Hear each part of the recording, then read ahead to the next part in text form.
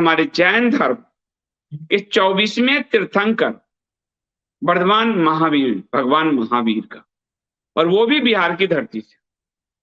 तो जैन धर्म का जो है उदय बौद्ध धर्म से पहले हुआ, बौद्ध धर्म के पहले, और बौद्ध और जैन दोनों का उदय बिहार की धरती से हुआ। और ये जो है जैन धर्म के जो प्रथम हमारे उनके जो तीर्थंकर थे, ऋषभ देव थे आद्य तीर्थंकर, और इनकी पूरी ऐतिहासिकता हमारे पुराणों में मिलती है। श्रीमद् भागवत के कई अध्याय ऋषभनाथ जी के वर्णन में गाए गए, और ये मनुवंश के महीपति राजा नाभि और महारानी मरुदेवी के पुत्र थे। इनके पुत्र में सर्वश्रेष्ठ थे महाराज भरत, जो जड़ भारत के नाम से अपनी अलौकिक आध्यात्मिकता के कारण प्रसिद्ध थे, और जिनके नाम पर इस भारतवर्ष विख्यात हुआ। यदि हम महाभारत में शकुंतला पुत्र भरत की बात जो है आती है, बाकी कई पुराणों में जड़ भरत के नाम पर भारतवर्ष का नाम आता है। और जो जैन धर्म के अंतिम तीर्थंकर हुए वो वर्धमान महावीर थे। उनका जन्म वैशाली जिला में हुआ। वैशाली के बारे में मैंने आपको एक विस्तृत, वैशाली के नगरवधु आचार्य चतुर्सेन का जब पढ़ेंगे तो उस फिक्शन वैशाली के पूरे इतिहास को ढूंढ के उन्होंने निकाला है। तो वैशाली गणराज्यों की जननी है। तो उसी वैशाली में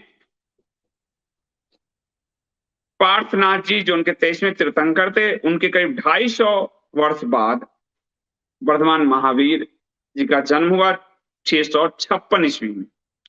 656 मतलब ईसा पूर्व। वैशाली में उस समय काफी सारे गणराज क्षत्रिय सरदार मिलकर पूरा राज्य करते थे। गणराज्य था, अलग अलग गणों के अष्टप्रधान गण थे पूरे। और इनका जन्म ज्ञात्रिक क्षत्रिय वंश में हुआ।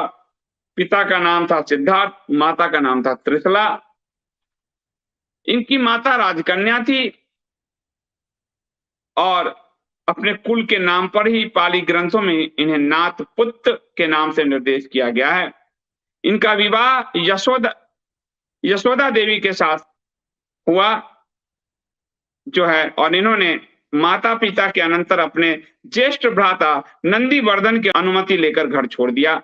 माता पिता और ज्येष्ठ भ्राता थे नंदीवर्धन, उनसे अनुमति ली और घर बार छोड़ दिया।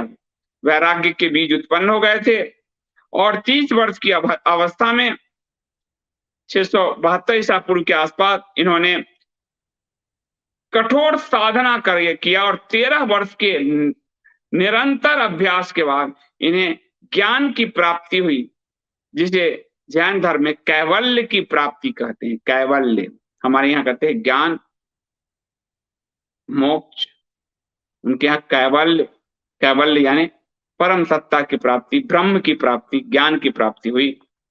इनके प्रथम शिष्य का नाम था गौतम इंद्रभूति, जिनको इन्होंने ज्ञान दिया। जैसे भगवान बुद्ध ने अपने 5 शिष्यों को दिया, सेम परंपरा चली आ रही है, कथा देखोगे।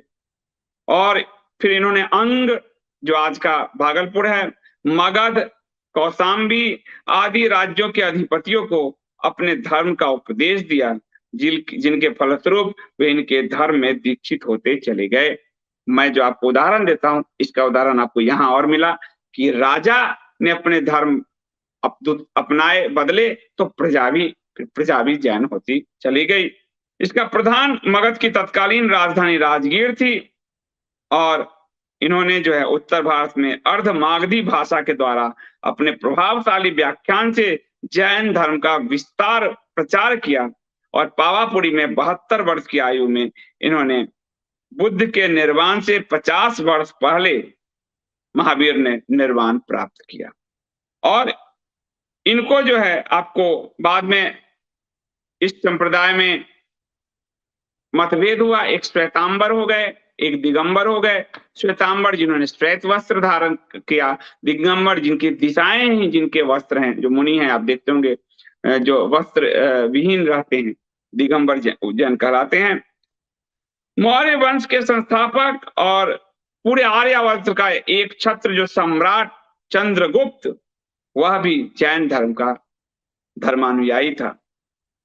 और मगध के नंदवंशीय नरेश भी और कलिंग के अधिपति सम्राट खारवेल भी जैन धर्म में ही दीक्षित हुए।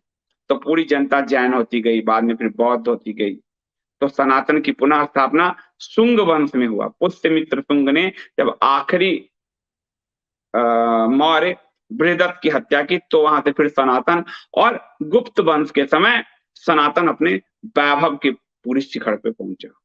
तो उसके बाद जो है भद्रबाहु सम्राट चंद्रगुप्त तथा अन्य अनुयायियों के साथ दक्षिण की ओर चले गए। और चंद्रगुप्त जो है इसमें है कि शरीर का त्याग, अन्न जल का त्याग करते हुए शरीर का त्याग। तो चंद्रगुप्त मौर्य ने इस तरह से अपने शरीर को त्यागा था और उन्होंने श्रवण बेल गोल के पास तपस्या में निरत रहकर अपने शरीर को त्यागे थे। तो ये थे हमारे वर्धमान महावीर, जिन्होंने सत्य अहिंसा के उपदेश दिए। और वही सत्य अहिंसा अहिंसा जैन धर्म में इतना ज्यादा भर दिया गया कि जैन धर्म का फिर विकास ही रुक गया।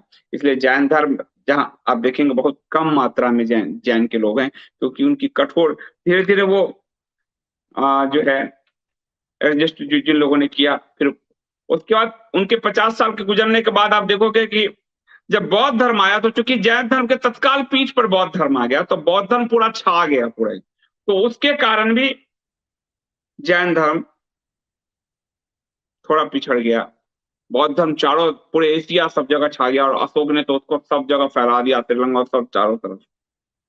और जब शुंग आए, और शुंग वंश जब आया, आप देखते हैं पतंजलि जब उनके राजगुरु बने पुष्यमित्र शुंग के, तब फिर से सनातन का वैभव हुआ। पुराणों को पुनः लिखवाए गए, रामायण पुनः लिखवाए गए, महाभारत पुनः लिखवाए गए, और फिर गुप्त वंश में के समय भी ये सब पुनः लिखवाए गए।